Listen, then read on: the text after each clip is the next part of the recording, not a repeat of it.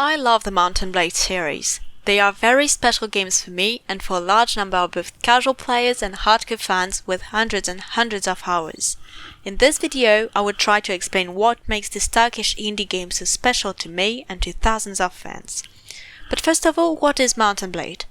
It's like a mix between an action RPG and a strategy game. You play as a warlord, commanding troops, and you wander around an imaginary medieval-looking continent named Calradia, while fighting, trading, or so much more. When traveling, you move your whole army between cities or between battles on a map. And in battle, you play as your character that you level up and customize through the game, and give orders to your army to win. And this leads to the first big reason to what makes Mount & Blade special: freedom.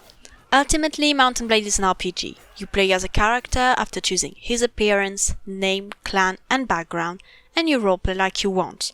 You can be a merciless warlord, raiding as many towns as possible, a chivalrous knight winning all the tournaments in the kingdom, a cunning mercenary selling his service to whoever pays him the most, or even a caravan trader selling and buying goods at the best price.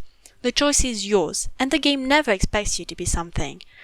There is a vague main quest in the game to guide beginners, but beside that, you play in a sandbox. This freedom can lead to stories as interesting as some more story-driven games, the difference lying in the fact that in Mount & Blade, the game is only a tool for these stories. You, and only you, will live these adventures, and every player will have a different experience. This is the core theme of a sandbox game. Not many games achieve to capture this unique feeling of freedom and adventure.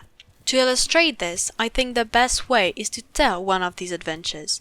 This one was lived by Victor, a friend of mine who kindly accepted to share his experience. He played on Mount & Blade Warband in the Sultanate of the Saranids. Slowly, he made his way to become one of the great lords of the Sultanate and fought everyone that tried to seduce the Sultan's princesses because he wanted to marry one himself. Quickly, a war took place with the neighboring Kyrgyz nomads, who raided the Saranids and even took some cities. He freed one of the cities while the Sultan and his men were waging the war far away.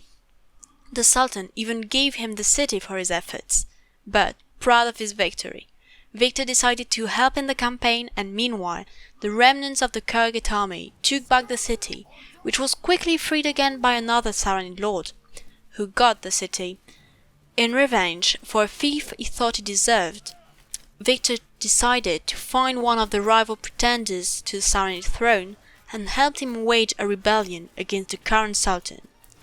After the war, to take his final revenge, he decided to make the old capital his own fief. Pretty epic, huh? Well, what's even more epic is that this entire story exists because he decided to give meaning to it. No quest told him to be a seducer, no NPC told him to defend the city to get it, and no map marker indicated him how to get his revenge from his rival. He wrote his own adventure with what the game offered him, and that made this story even more memorable to him, because he really had the impression to roleplay and to have an absolute freedom in his actions. But why is this type of story different from a quest or an adventure in a classical RPG? Well, take Skyrim. If someone does the Black Brotherhood, everyone does the same, and more importantly, even if someone does it in a different manner, it is still the questline as intended in the game. In Mount & Blade, the game doesn't intend you to do a specific quest. There is no such thing as a scripted story. You write your own adventure, it's about your choice and your freedom. Where I think Mount & Blade can also really shine is the immersion. Immersion can be a catch-all term when talking about video games, but for me, it really means feeling part of the world. As a player of tabletop RPGs like Dungeons & Dragons, I know this feeling. It's when you feel that your character is not only numbers on a sheet or in a computer, but really a part of something greater, a living world. So how does Mount & Blade achieve that? First of all, you're not playing the hero. You're not even the protagonist of the story because there's none. For the vast majority of the game, you just play as an army leader on the same level as other rulers of Calradia.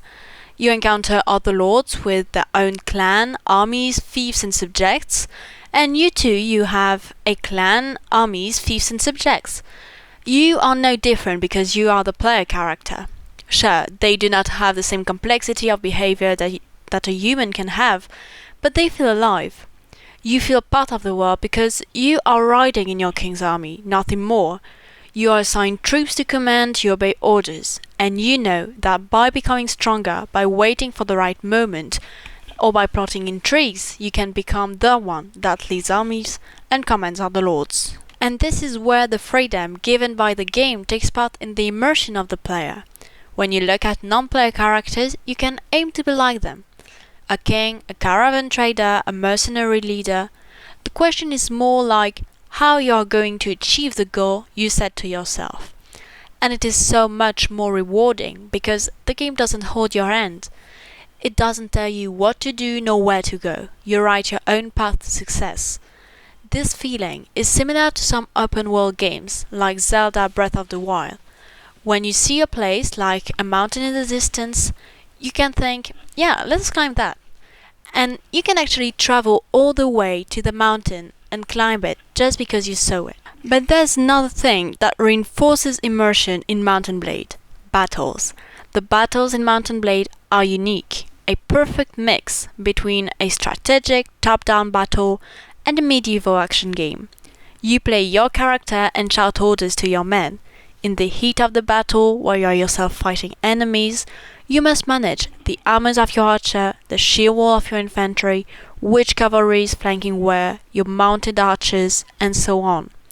While it can be a bit tedious at first, it is immensely rewarding at the end. And your character isn't special. If you charge in the middle of enemies, you are going to die. About troops, you have multiple ways to recruit them, but most of the time you are going from villages to villages and recruiting young peasants. These recruits will then fight in your battle, and some will die. But those who survive will gain experience and gain levels, and you can choose which type of soldiers they will become. My point is that you train these soldiers, you pay them, you feed them, you bring them into small battles in order to ready them for bigger battles. You inevitably feel attached to them, but they are soldiers, and they die easily in battles. When you give so much resources and time to train them, you value their lives higher. Each loss on the battlefield is a tragedy. This feeling is as the one in Darkest Dungeon, another game I love. Because of the investment you make in each character, you want them to survive the dungeon dwellings, and their deaths are more impactful. Same for Mountain Blade. In conjunction with the feeling, you have to make important decisions. Do I retreat this already lost battle to save the lives of my men, sacrificing others in the operation? Do I help this lord to gain his trust and risk the lives of my soldiers? And because you make these choices, you are entirely responsible for their death. Sometimes it makes you feel weird when you win a difficult battle, but half of your army was wiped out. You look at your losses and ask yourself, was it worth it? And this sense of responsibility, of being the leader of an actual army, is reinforced by the epic feeling induced by the battles. Battles can have hundreds of participants. You feel like a warlord when you order your archers to deliver a rain of arrows on your enemies.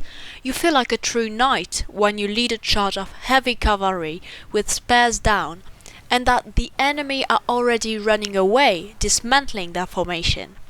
But battles aren't only on open fields, they're also sieges, and they are equally epic. Covering from the salves of arrows coming from the walls, you hide between barriers as your troops get decimated trying to bring the ram near the door. While they are battering the main gate, you follow soldiers, putting ladders on the walls and climbing to their death. You truly feel like a fighter, but rarely like a hero, because you can't stand against dozens of enemies, you're a human, and all this is what I call immersion. With all that said, I hope I've conveyed accordingly my love for this game, the freedom, the immersion, the epicness. These feelings that are rare to find well executed in gaming are really well done in the Mountain Blade series. And I didn't talk about all the amazing content the games have to offer. Of course they have defaults, for example the peacetime role-playing is a bit lackluster compared to the war elements because of the will of the developers to orientate the game to a more action RPG. And I truly think some games of a similar genre, especially RPGs, could take a bit of inspiration from these games. Because one of the core themes of all tabletop RPGs was about the sandbox, about the freedom the players had in their interactions with the world and their adventures. Maybe the gaming world eventually needs more games like that.